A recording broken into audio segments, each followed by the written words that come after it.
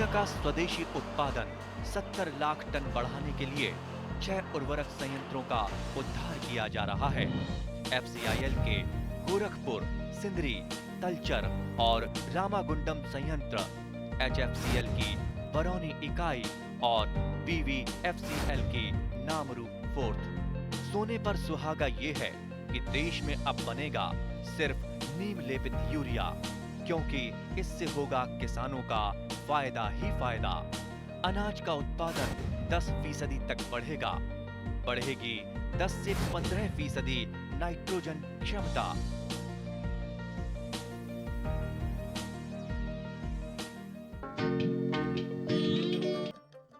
গোপালনে আজি আমাৰ ৰাজ্যৰ বহু লোকক কৰ্মসংস্থাপনৰ সুযোগ প্ৰদান কৰিছে আৰু প্ৰদান কৰিছে উপাৰ্জনৰ পথ। গোপালনৰ জৰিয়তে আত্মসংস্থাপনৰ এক সুন্দৰ উদাহৰণ দাঙি ধৰিছে বজালীৰ মগুৰিয়াৰ গিৰিধৰ কাকতিয়ে। সুদীৰ্ঘ 10 বছৰ কাল পাঠশালাৰ এখন হোটেলত পুৱা 7 বজাৰ পৰা নিশা 10 বজালৈ কাম কৰিও মাহেকত যি পইচা পাইছিল, সেই পইচাৰে পৰিয়ালটো ভালদৰে চলাব পৰা নাছিল। সেয়ে 2016 চনত মাত্ৰ এজনী গাইৰে আৰম্ভ কৰে এই গোপামখন। বৰ্তমান শ্ৰী কাকতিৰ গোপামত দৈনিক গড়ে 55 লিটাৰকৈ গাখীৰ উৎপাদিত হয়। গোপালনৰ জৰিয়তে বৰ্তমান তেওঁৰ পৰিয়ালটো সুন্দৰভাৱে পোহপাল দিয়াৰ লগতে পুৰণা ঘৰটোৰ ঠাইত এটা নতুন পকী ঘৰো নিৰ্মাণ কৰিছে। আগতে মই দোকানত চেলমেন আছিলোঁ, চাহৰ দোকানত চেলমেন থাকে। ৰাতিপুৱা 6টাৰ পৰা ৰাতি 9টালৈকে থাকিব লাগে। মই 7,000 দৰমহা দিয়ে, 7-8,000 টকা দিয়ে আৰু দিলে মোৰ ঘৰ নচলে।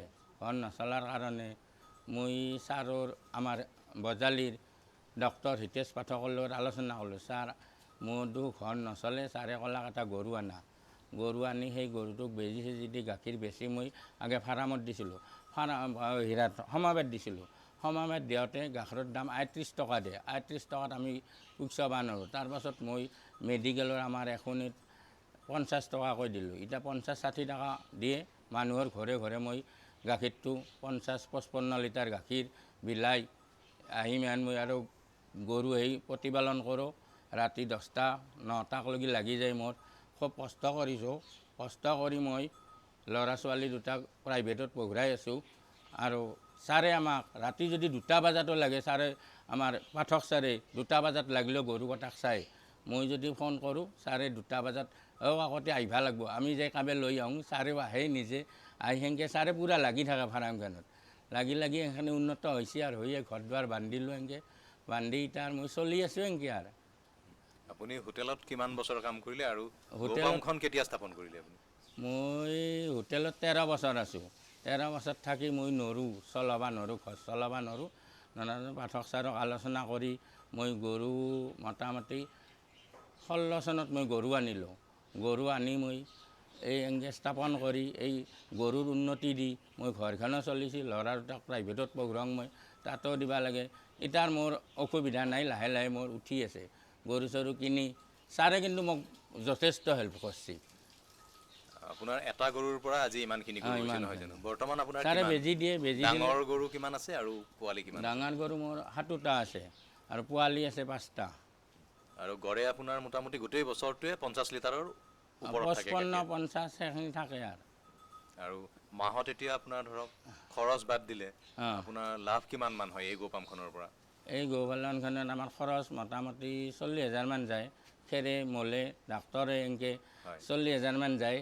যাৰ পাছত মোৰ মোটামুটি 30-25,000 টকাৰ হয় আৰু চলিব পাৰোঁ আৰু কিবা হয়। আৰু কেতিয়াবা ধৰক গৰু বিক্ৰী কৰি দিলে আৰু বেছি পইচা পায়। বেছি দামৰাগিলা বেচিলে কিন অলপ আগতে মই এটা দামৰা বেচিছোঁ 21,000 টকাত। আৰু গোবৰ বিক্ৰী কৰিও পোৱা যায়? গোবৰ নেবেচোঁ, মই গোবৰ সাৰ নেবেচোঁ। খেতি কৰে নেকি? নাই, এই খালক যে খাল আছে এটা, খালটোত মাছ আছে, এই চাইনিজ মাগুৰ, এই চাইনিজ মাগুৰে খায়। আপুনি কিন্তু গোবৰ গেছ স্থাপন কৰা নাই ন? কৰা নাই। সেনেকৈ চলি আছোঁ আৰু ছাৰে কিন্তু মোক যথেষ্ট হেল্প কৰিছে। শ্ৰী কাকতিয়ে উন্নত জাতৰ ঘাঁহ খেতিৰ বাবে ৰাষ্ট্ৰীয় পশুধন অভিযান NLM-ৰ অধীনত 4,000 টকাৰ অনুদানো লাভ কৰিছে। ইয়াৰ উপৰিও পশুপালন আৰু পশু চিকিৎসা বিভাগৰ পৰা সম্পূৰ্ণ সহায় সহযোগিতা লাভ কৰিছে। এই বিষয়ে গিৰিধৰ কাকতিয়ে এনেদৰে কয়। আমি জনাত আপুনি ঘাঁহ খেতিও কৰিছিলে। ঘাঁহ খেতিৰ চৰকাৰৰ পৰা কাৰণে মোক আপুনি চৰকাৰৰ অনুদান পৰা পাইছিল। 4,000 টকা পাইছোঁ। হয়। কিবা আঁচনিটো কি আছিল বাৰু নাম? NLM, আঁচনি, নেশ্যনেল আঁচনি, লাইভষ্টক মিছন, হয়। সেইটো তাৰ পৰা 4,000 টকা পাইছোঁ। ঘাঁহ খেতিটো কৰি গৰুক খুৱাইছোঁ। কি ঘাঁহ খেতি কৰিছিল জানেনে আপুনি? নামটো এই ৰীণা থাকে, ৰীণা নেপিয়াৰ থাকে। নেভিয়াৰ আৰু এনেই আপুনি ঘাঁহ খেতি কৰেনে নাই গৰুৰ কাৰণে? কৰোঁ। কিমান মাটিত কৰে আপুনি ঘাঁহ খেতি? মোটামুটি 2 বিঘামান মাটিত কৰোঁ। আৰু চৰকাৰৰ পৰাতো পালেই ধৰক 4,000 টকা, আৰু নিজৰ পইচাৰে গুটি কিনি হ'লেও বা আপুনি নিজাকেও খেতি কৰে? চৰকাৰেও দিয়ে গুটি কেতিয়াবা, হয়। সেইটো আহিলে কিন্তু চৰকাৰে দিয়ে সেইটো। আৰু নাহিলেও আপুনি নিজাকে নিজাকে কৰোঁ। এই ঘাঁহ খেতিখিনি কৰাৰ ফলত ধৰক আপোনাৰ কি লাভ হোৱা বুলি ভাবে আপুনি? অলপ খেৰটো দানা কম, অলপ খৰচটো কম হয়। হয়। অলপ কষ্ট হয় কাটি আনিব লাগিলে, কাটি আনি গৰু কটাক দিব লাগে, আৰু দানাটো আৰু খেৰটো কম লাগে, আৰু গৰু কটা অলপ পুষ্টাই হৈ থাকে। আৰু আপুনি ইতিমধ্যে কৈছে যে এই গোপামৰ পৰা হোৱা উপাৰ্জনেৰে আপুনি এই পকী ঘৰটো সাজিছে, হয়, আৰু পূৰ্বতে আপোনালোকৰ সৰু খেৰী ঘৰ আছিলে। এই আগত দেখি আছে সেইটো ছাৰ। আৰু গোটেইখিনি আপুনি গোপামৰ উপাৰ্জনেৰে কৰিছে। আৰু ভৱিষ্যতে আপোনাৰ কি কি কৰাৰ পৰিকল্পনা আছে? এতিয়া মোৰ আশা আছে বহুত, মোৰ এইটো খুব ইচ্ছা, তাৰমানে সৰুৰ পৰাই খুব ইচ্ছা আছে। মই অলপ এতিয়া ডাঙৰ কৰিব বুলি, চৰকাৰে মোক কিবা সাহাৰ্য দিলি মই আৰু ডাঙৰ কৰি নিম। আজি গোপালনক লৈ গিৰিধৰ কাকতি সম্পূৰ্ণ সুখী আৰু সন্তুষ্ট। এখন গোপাম পৰিষ্কাৰ পৰিচ্ছন্ন হৈ থাকিলেহে গোপামখনত বেমাৰ আজাৰ কম পৰিমাণে হ'ব আৰু ইয়াৰ ফলত লাভৰ পৰিমাণ বাঢ়িব। সেয়েহে গোহালি সদায় চাফ চিকুণকৈ ৰাখিব লাগে। গোহালিৰ মজিয়াখন অতি গুৰুত্বপূৰ্ণ। অপৰিকল্পিতভাৱে নিৰ্মাণ কৰা মজিয়াত মলমূত্ৰ, ব্যৱহৃত পানী আদি জমা হৈ দূষিত পৰিৱেশৰ সৃষ্টি কৰে, ফলত গৰুবোৰৰ নানা ৰোগ হ'ব পাৰে। এই বিষয়ে বজালীৰ পশু চিকিৎসা বিষয়া ডাক্তৰ হিতেশ পাঠকে এনেদৰে কয়। আজি গোপামৰ জৰিয়তে বজালী অঞ্চলত মোটামুটি 5-6 হাজাৰ পৰিয়াল আত্মসংস্থাপন হ'ব পাৰিছে। আৰু এই গোপামৰ জৰিয়তে কেনেকৈনো আগবাঢ়িব পাৰি, তাৰপিছত কেনেকৈ এখন গোপাম বেমাৰ নোহোৱাকৈ ৰাখিব পাৰি বা পৰিপুষ্টিসন্মতভাৱে কেনেকৈ খাদ্যবিলাক খুৱাব লাগে, সেই বিষয়ে মই ক'ম। এখন গোপাম পৰিষ্কাৰ পৰিচ্ছন্নতা হ'ব লাগে, আৰু পৰিষ্কাৰ পৰিচ্ছন্নতা হ'লে বিভিন্ন ধৰণৰ ৰোগ নিয়ন্ত্ৰণ কৰিব পাৰি। যেনে গাই গৰুৰ ক্ষেত্ৰত মেষ্টাইটিছ বা উহাৰ ফুলা বেমাৰ এটা আছে, যিটো বেমাৰ হ'লে গাইজনীৰ গাখীৰো বন্ধ হয় আৰু ইকনমিকেলি মানে আৰ্থিক দিশত ফাৰ্মাৰজনে লোকচানত ভৰিব লগা হয়। আৰু আনহাতে এনেকুৱা হয় যে গাইজনী যদি আমি পৰিষ্কাৰ পৰিচ্ছন্নভাৱে গোহালিত নাৰাখোঁ, সেই বেমাৰটো হৈ থাকে, তেতিয়াহ'লে ইকনমিকেলি সেই গোপালকজনে বহুত আৰ্থিকভাৱে দুৰ্বল হয়। আমি এতিয়া গোহালি পৰিষ্কাৰ পৰিচ্ছন্নতা কৰি ৰাখিব লাগে। গোহালি পৰিষ্কাৰ পৰিচ্ছন্নতা কৰি ৰাখিব লাগে কেনেকৈ? আমি সদায় ৰাতিপুৱা আৰু গধূলি পৰিষ্কাৰ কৰিব লাগে। আৰু পৰিষ্কাৰ কৰিলে আমি ডিটাৰজেণ্ট চলুশ্যন যেনে এই ফাৰ্মিটাইজাৰ আছে, চেনিটাইজাৰ আছে, এনেকুৱা ধৰণৰ এই ডিটাৰজেণ্ট চলুশ্যনেদি চাফা কৰিব লাগে। তাৰপিছত গোহালিটোৰ চাৰিওফালে আমি ব্লিচিং পাউডাৰ ছটিয়াব লাগে, যাতে মাইক্ৰ' অৰ্গেনিজিম যিবিলাক বীজাণুজনিত ৰোগ আছে, এই বীজাণুজনিত ৰোগবিলাক যাতে ধ্বংস হয়। সেই বীজাণুজনিত ৰোগৰ পৰাই আমাৰ মেষ্টাইটিছটো হয়। এই মেষ্টাইটিছটো হ'লে অসুবিধা হয়, গতিকে আমি ইয়াৰ পৰা হাত সাৰিব পাৰোঁ। তাৰোপৰি এনেকুৱা ধৰণৰ এইখন এখন গিৰিধৰ কাকতিৰ ফাৰ্ম, এইখন যথেষ্ট পৰিষ্কাৰ পৰিচ্ছন্নতাভাৱে হৈছে, আৰু তেখেতৰ ফাৰ্মখন ময়ে চোৱা চিতা কৰোঁ। তেখেতৰ এনেকুৱা ধৰি লওক এই যিটো মেষ্টাইটিছ বেমাৰ, এই বেমাৰটো নহয়েই। আনহাতে এই পোৱালিবিলাক আছে, এই পোৱালিবিলাকৰ যিখিনি আছে এই কৃমিজনিত ৰোগ, তেওঁ সময়ে সময়ে কৃমিৰ ঔষধ খুৱায়, গতিকে কৃমিজনিত ৰোগটো নহয়। গতিকে আমি এনেকুৱাই যদি এই পৰিষ্কাৰ পৰিচ্ছন্নতাভাৱে ৰাখোঁ, আৰু তাৰপিছত যদি এখন ফাৰ্মত ফাৰ্মাৰজনে সময়ে সময়ে প্ৰতিষেধক চিটা দিয়ে, যেনে প্ৰতিষেধক চিটা আমাৰ বিভাগীয় তৰফৰ পৰা HSBQ আহিছে, FMD আহিছে। আমি এই ফাৰ্মবিলাকত বজালী অঞ্চলত, অন্যত হয় নহয় ক'ব নোৱাৰোঁ, কিন্তু বিশেষকৈ বজালী অঞ্চলত আমাৰ বিভাগীয় তৰফৰ পৰাই প্ৰতিষেধক চিটাটো দিয়া হয় সময়ে সময়ে। উন্নত জাতৰ গাই গৰুবোৰৰ মাজে সময়ে মেটাবলিক অৰ্থাৎ বিপাকজনিত ৰোগত আক্ৰান্ত হ'ব পাৰে। বিপাকজনিত ৰোগৰ ভিতৰত গাই গৰুসমূহ সাধাৰণতে মিল্ক ফিভাৰ, কিটোচিছ আদি ৰোগত আক্ৰান্ত হয়। এনে ৰোগৰ বিষয়ে ডাক্তৰ হিতেশ পাঠকে এনেদৰে কয়। আমাৰ এতিয়া প্ৰতিষেধক চিটা দিয়াৰ ফলত চবকা বেমাৰ, HSBQ, গলফুলা বেমাৰ বা টেটুৱা বেমাৰ এইবিলাক খুব কম হয়। কিন্তু এটা কথা ঠিক, আমাৰ যিটো মেটাবলিক বেমাৰ মানে এই বেমাৰটো খুবেই হয়, কাৰণ কিয় ইয়াত আমাৰ কনচেনট্ৰেট ফিডৰ ওপৰত নিৰ্ভৰ কৰে, মানে সুষম আহাৰৰ ওপৰত বেছিভাগ গোপালকে নিৰ্ভৰ কৰে। গতিকে এই সুষম আহাৰ খোৱালে আমাৰ নিউট্ৰিশ্যনটো কিছু পৰিমাণে কম হয়। গতিকে আমি আমাৰ ইয়াতে দেখিছোঁ, আৰু এতিয়া ঠাণ্ডা পৰিছে, যেনে মিল্ক ফিভাৰ বেমাৰটো বা কিটোচিছ বেমাৰটো বেছিকৈ হয়। গতিকে আমাৰ গোপালকক মই এই চেগতে জনাব খোজোঁ যে আমাৰ সাধাৰণতে মিল্ক ফিভাৰ বা কিটোচিছ বেমাৰ নোহোৱাৰ কাৰণে কেলছিয়াম জাতীয় ছাপৰ্টিভ থেৰাপি খুৱাব লাগে, ডেইলি খুৱাব লাগে। আৰু দানাৰ নিৰ্ভৰ কৰাৰ উপৰিও আমি অলপ হ'লেও কেঁচা ঘাঁহ দিব লাগে। গতিকে এই কেঁচা ঘাঁহখিনি যদি পায় তেতিয়াহ'লে নিউট্ৰিশ্যনটো সম্পূৰ্ণভাৱে পায়। গতিকে এখন গোপাম সফল হ'বলৈ হ'লে আমি নিউট্ৰিশ্যন ছাইডতো লক্ষ্য ৰাখিব লাগিব, ভেকচিনৰ ছাইডতো লক্ষ্য ৰাখিব লাগিব, পৰিষ্কাৰ পৰিচ্ছন্নতাভাৱেও লক্ষ্য ৰাখিব লাগিব।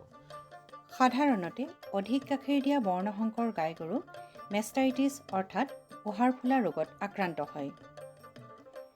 এই ৰোগ বীজাণুৰ পৰা হয়। উহাৰ ফুলা ৰোগৰ লক্ষণসমূহ হ'ল উহাৰ ৰঙা পৰি ফুলি উঠে আৰু টান হয়, উহাৰৰ বিষ থাকে, চুলে জঁপিয়ায়, গাখীৰ পনীয়া হয় আৰু গৰম কৰিলে ফাটি যায়। কেতিয়াবা গাখীৰৰ লগত তেজ ওলায়। কেতিয়াবা উহাৰৰ বাট বন্ধ হৈ যাব পাৰে। উহাৰ ফুলা ৰোগ নহ'বৰ বাবে গোহালি ঘৰটো চাফ চিকুণ আৰু শুকানকৈ ৰাখিব লাগে। খীৰোৱাৰ আগতে উহাৰখন ভালকৈ ধুই ল'ব লাগে। গাখীৰ খীৰোৱাৰ সময়ত বেমাৰী গৰুজনীৰ গাখীৰ সকলোতকৈ শেষত খীৰাব লাগে। উহাৰ ফুলা ৰোগৰ বিষয়ে ডাক্তৰ হিতেশ পাঠকে এনেদৰে কয়। এতিয়া আমাৰ এই যিটো মেষ্টাইটিছ বেমাৰ, এই মেষ্টাইটিছ বেমাৰটো নিৰ্ভৰ কৰে কেতিয়াবা গোৱালজনৰ ওপৰতো। গোৱালজনে যদি ৰেগুলাৰলি গাখীৰটো নিখীৰায়, মানে ৰাতিপুৱা 7টাত খীৰাইছে, ৰাতিপুৱা সেই 7টাত বা 7:30টাত খীৰাব লাগে, আৰু সন্ধিয়া 5টাত খীৰাইছে, 5টাতে খীৰাব লাগে। যদি অলপ টাইমৰ খেলি মেলি হয়, 2-3 ঘণ্টা যদি খেলি মেলি হয়, তেতিয়া বেছিকৈ গাখীৰ দিয়া গাইৰ এই বেমাৰটো হ'ব পাৰে, আৰু হয়ও। মই দেখিছোঁ প্ৰেক্টিকেলি, বাস্তৱসন্মত দিশত দেখিছোঁ, যিবিলাক মানে এই গোপাম আছে, যিবিলাকৰ গোপামৰ গোৱালবিলাকৰ এইটো ইৰেগুলাৰ হয়, গাখীৰ খীৰাওঁতে এই বেমাৰটো হয়েই। গতিকে গোৱালবিলাকে যাতে সময়মতে নিয়মিতভাৱে গাখীৰটো খীৰায়, এই বেমাৰটো নহয়। গতিকে এনেকুৱা ধৰণে যদি এজন গোপালকে গোপামখন ৰাখে, পৰিষ্কাৰ পৰিচ্ছন্নতাভাৱে ভেকচিনেশ্যন নিয়মিতভাৱে দিয়ে, পেলুৰ দৰৱ নিয়মিতভাৱে দিয়ে, তেতিয়াহ'লে তেওঁ সেই গোপালকজনৰ সফলতাৰ যিটো হাৰ, সেইটো 100%। গতিকে এজন গোপালকে আমাৰ বজালিতো বেছিভাগ গোপালকে সফলতা হৈছে। আৰ্থিক দিশত মই অলপ আগতে কৈছোঁ, 5-6 হাজাৰ পৰিয়াল আৰ্থিক দিশত গোপালনৰ জৰিয়তে স্বাৱলম্বী হ'ব পাৰিছে। গতিকে মই অন্য অঞ্চলৰ গোপালককো জনাওঁ, যাতে গোপাম এখন কৰিবলৈ হ'লে তেওঁৰ নিজৰ পৰিশ্ৰম, ধৈৰ্য এইখিনি দৰকাৰ হ'ব, আৰু তেওঁ নিজেই ছাকচেছ হ'ব পাৰিব। গতিকে এইখিনি মই অন্য ঠাইৰ গোপালকক জনাওঁ যে তেওঁলোকেও এই গোপামৰ জৰিয়তে যথেষ্ট পৰিমাণে আৰ্থিক দিশত স্বাৱলম্বী হ'ব পাৰিব। আমি গোপালকসকলক এই দিশবোৰলৈ মনোযোগ দিবলৈ আহ্বান জনালোঁ।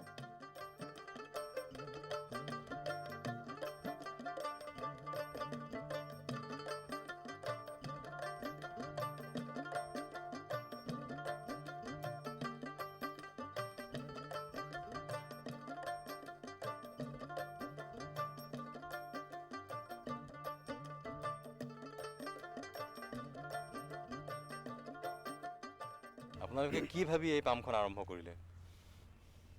আমি 8জন বন্ধুই লগ হৈ 2021 16 জুনত আমি পামখন আৰম্ভ কৰিছিলোঁ আৰু আমাৰ উদ্দেশ্য এটোৱে আছিলে যে আমাৰ বহুত এই লকডাউনৰ সময়ত আমি আৰ্থিকভাৱে বহুত হৈছিল টানকিয়াল হৈছিলোঁ আৰু বহুত আমাৰ চলাৰ কাৰণে বহুতখিনি অসুবিধা হৈছিলে তেতিয়া আমি ভাবিছিলোঁ যে আমি গোটেইকেইজন বন্ধু লগ হৈ আমি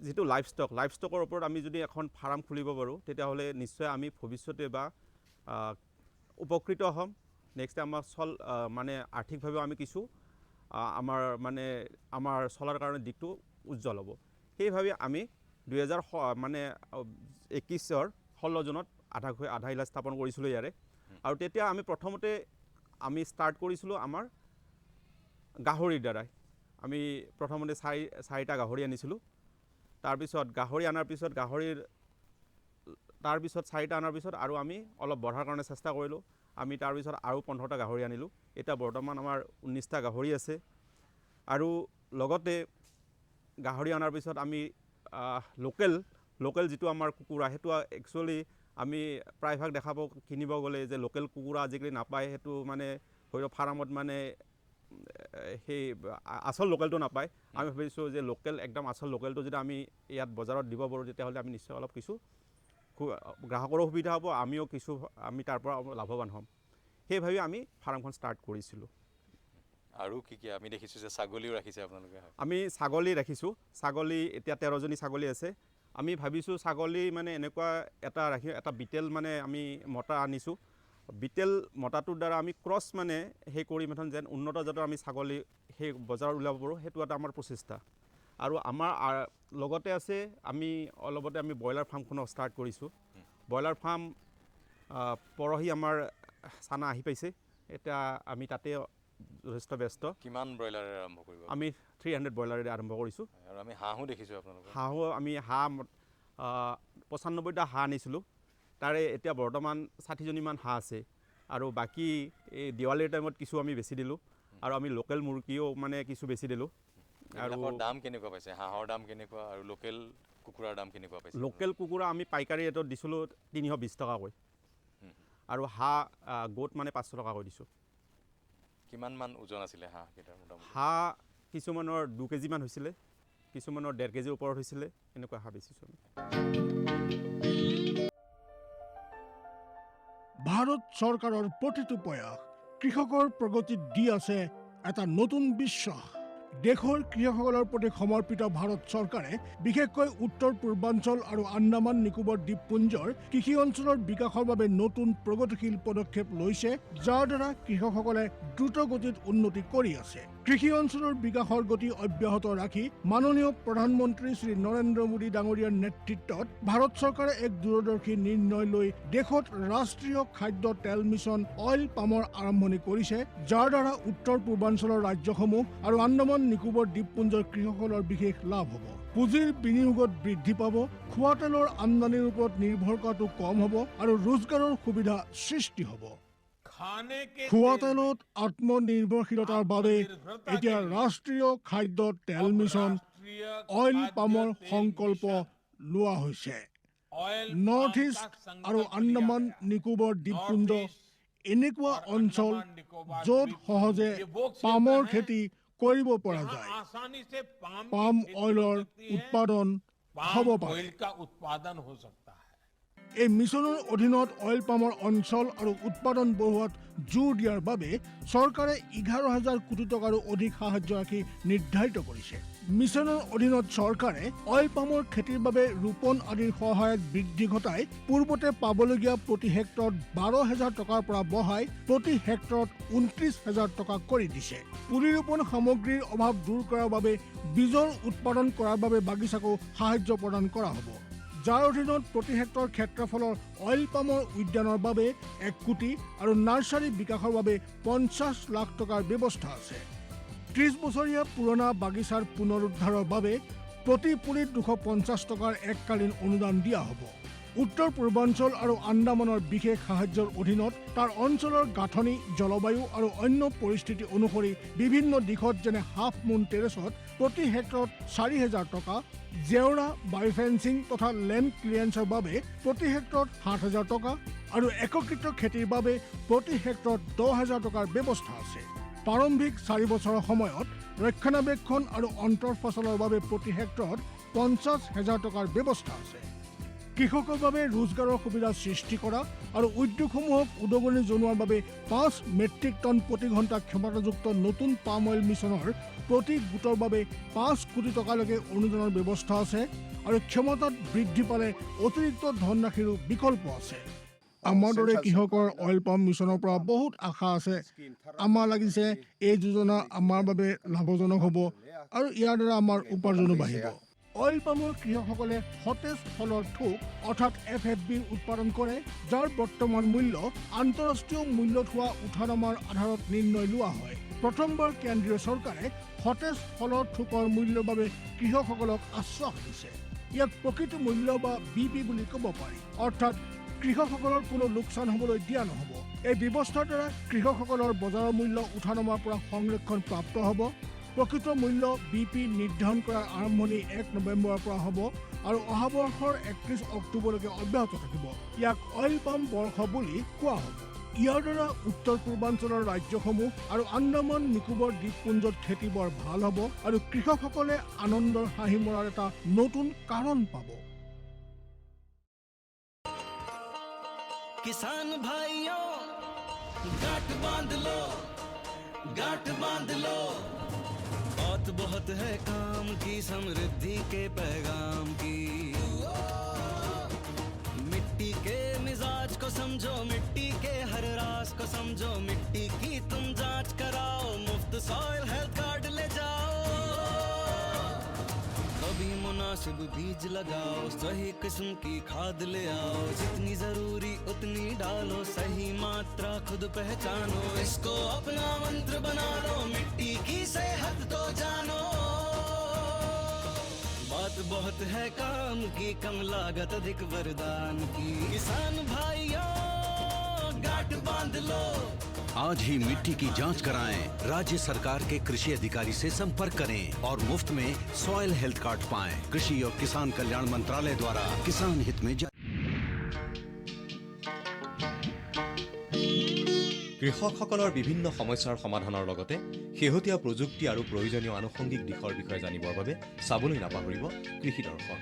প্ৰচাৰিত হয় প্ৰতি সোমবাৰৰ পৰা শুকুৰবাৰলৈ সন্ধিয়া 5:30 বজাৰ পৰা 6 বজালৈ।